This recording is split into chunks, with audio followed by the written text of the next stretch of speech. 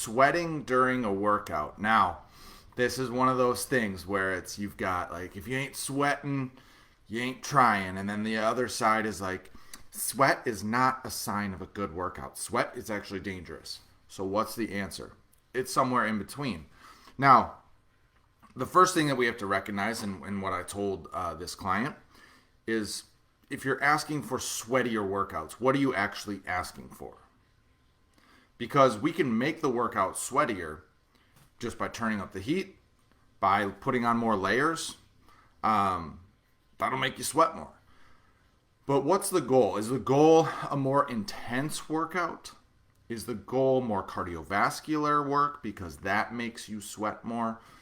That's what you have to think about is what am I actually asking for here? Now, I know for a fact if I'm working out in a cold environment, I may not break a sweat. I may have a great workout. I may be physically sore, tired, but I may not break a sweat if it's upper body. If it's lower body, I'm always breaking a sweat. So if we want a sweatier workout, the first thing is what am I actually asking for? Then we have to make sure we're doing it strategically and not just doing a bunch of random crap just so we get sweaty. So I'm a big fan of, one, creating more intent within your exercises. And I've talked about this before in other videos, but are we just going through the motions or are we really trying to squeeze and work the target muscles?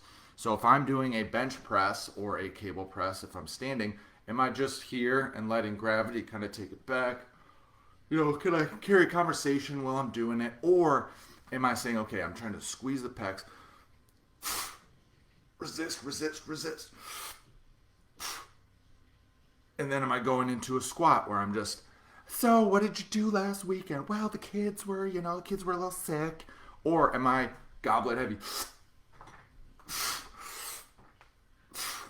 So right there, like the intent, activating more muscle fibers, driving that metabolic processes is getting me a little warmer. I'm a little more flushed after doing that.